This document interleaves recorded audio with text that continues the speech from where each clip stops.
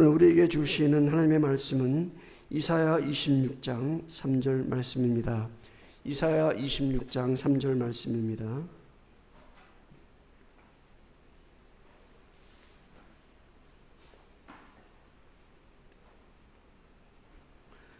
제가 봉독해 드립니다.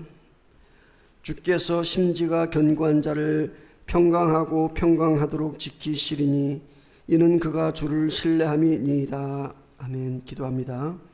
주님, 이 시간 우리 흩어진 마음을 사로잡아 주님께 고정하오니 오직 신뢰하는 자에게 주시는 하늘의 평강으로 우리를 덮어 주옵소서. 예수 그리스도의 이름으로 기도드립니다. 아멘. 사랑하는 교우 여러분, 신앙생활을 하다 보면 누구나 한 번쯤 마음의 바닥이 드러나는 것 같은 순간을 경험합니다. 열심히 봉사하고 기도의 자리를 지켰음에도 불구하고 어느 날 문득 내면이 메마르고 아무런 의욕이 생기지 않는 영적 기갈의 상태 말입니다.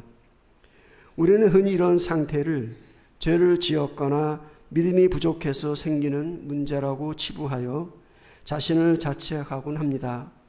하지만 영적 고갈은 때로 하나님의 일을 열심히 감당하는 사람들에게도 자연스럽게 찾아오는 현상입니다.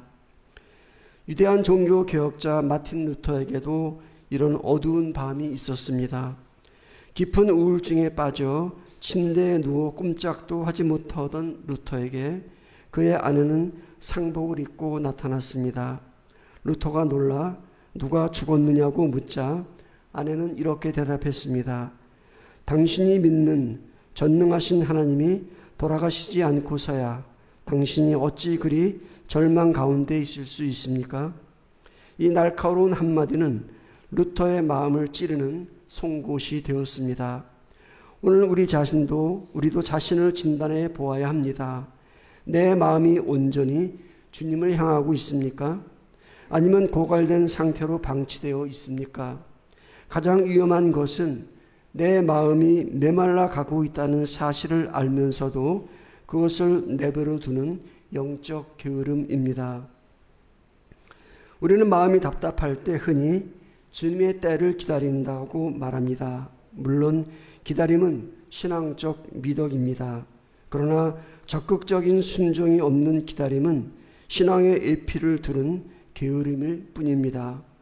사도 바울의 사례를 봅니다. 바울은 아시아로 복음을 전하러 가고자 했습니다.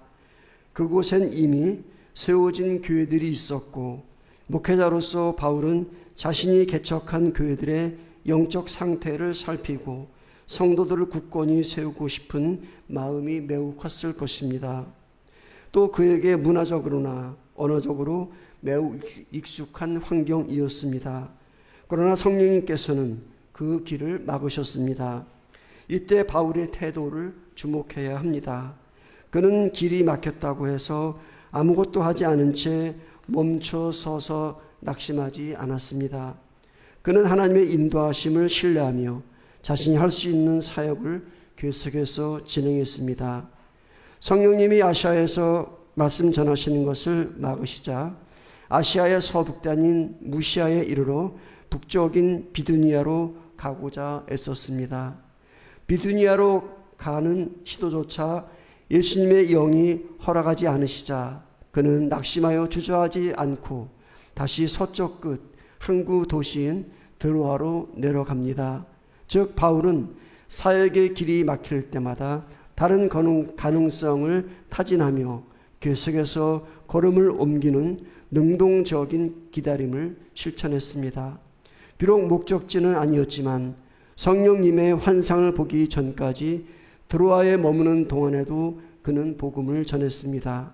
그 결과 드로아에도 믿는 자들의 공동체가 생겨났고 3차 전도 여행 때는 그곳에서 밤늦게까지 강론하다가 유도고를 살리는 사건이 일어날 만큼 드로아 교회는 튼튼한 기반을 갖추었습니다.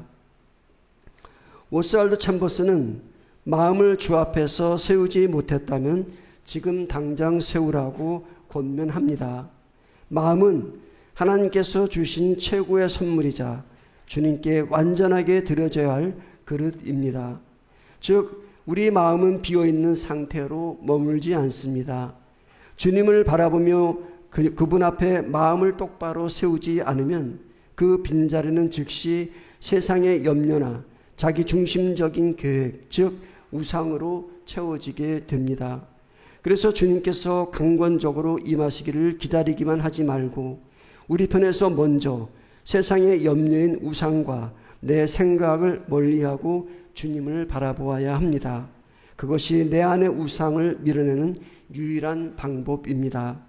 우리는 우리의 모든 생각을 사로잡아 그리스도께 순종시키는 능동적인 자세가 필요합니다.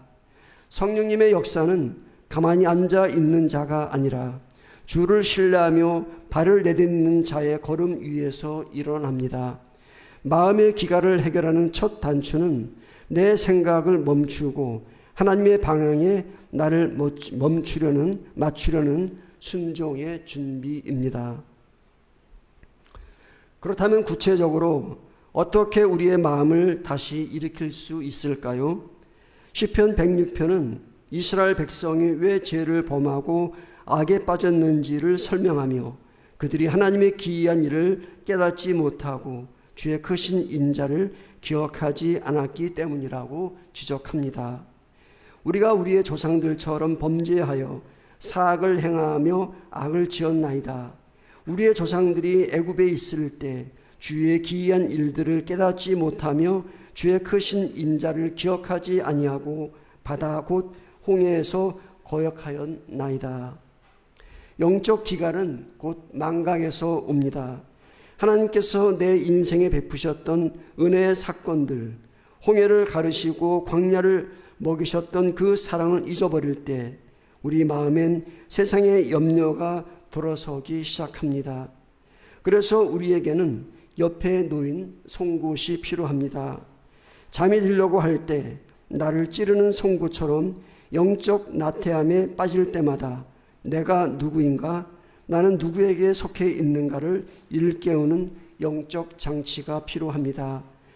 구체적인 실천 방법으로 매일 잠들기 전 오늘 하루 중 하나님의 도우심이 있었던 사소한 순간 3가지를 적어봅니다. 예를 들면 막혔던 길에서 마음의 평안을 얻는 일, 누군가의 따뜻한 말 한마디 등입니다.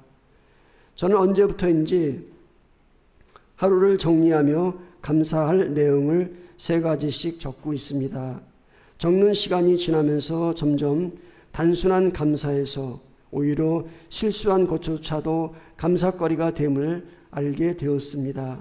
이렇게 사소한 것에서부터 작은 은혜를 기록하는 습관은 기갈의 순간에 나를 찌르는 기억의 송곳이 되어 하나님이 살아계심을 즉각적으로 일깨워 줍니다. 우리는 죽음과 고난 앞에서 두려워하는 연약한 존재입니다. 깊은 계곡을 가로지르는 다리를 건너야 할 때 중요한 것은 나의 걷는 능력이 아닙니다. 그 다리를 설계하고 만든 이의 능력입니다. 신앙은 내 능력을 확인하는 과정이 아니라 나를 붙드시는 하나님의 전능하심을 기억해내는 과정입니다. 하나님을 기억할 때 멈췄던 기억이 되살아나 우리를 다시 일으켜 세우는 동력이 됩니다. 오늘 본문 이사야 26장 3절은 약속합니다. 주께서 심지가 견고한 자를 평강하고 평강하도록 지키시리니 이는 그가 주를 신뢰함이니이다. 여기서 심지가 견고하다는 것은 마음의 뿌리를 하나님께 깊이 내리고 흔들리지 않는 상태를 의미합니다. 마음이 고갈될 때 우리는 상황을 바꾸려 애쓰기보다 하나님을 신뢰하는 마음을 다시 일으켜야 합니다. 우리의 마음은 하나님께서 주신 최고의 선물입니다. 이 마음이 세상을 향해 흩어지지 않게 하십시오. 메마른 땅에 단비가 내리듯 우리가 다시 하나님께 집중하고 그분의 행하신 일들을 기억하기 시작할 때 하늘로부터 내려오는 평강의 평강이 우리 삶을 덮을 것입니다. 사랑하는 교우 여러분, 지금 마음이 메말라 있습니까? 소망의 불빛이 보이지 않습니까? 지금 바로 그 자리에서 하나님을 기억하십시오. 여러분 곁에 송곳을 깨워 마음의 주님께로 돌리십시오. 심지가 견고한 자에게 주시는 하나님의 완벽한 평강이 오늘 여러분의 메마른 심령을 다시 풍성하게 채우시는 저와 여러분 되고자 이 말씀을 함께 나누었습니다. 기도합니다. 하나님, 세상의 소음과 내면의 분주함으로 인해 마음이 갈라지고 메마른 우리를 봅니다. 주님의 때라는 핑계 뒤에 숨어 게을렀던 우리를 용서하여 주옵소서. 이제 다시 주를 신뢰함으로 마음의 심지를 견고히 하기를 원합니다.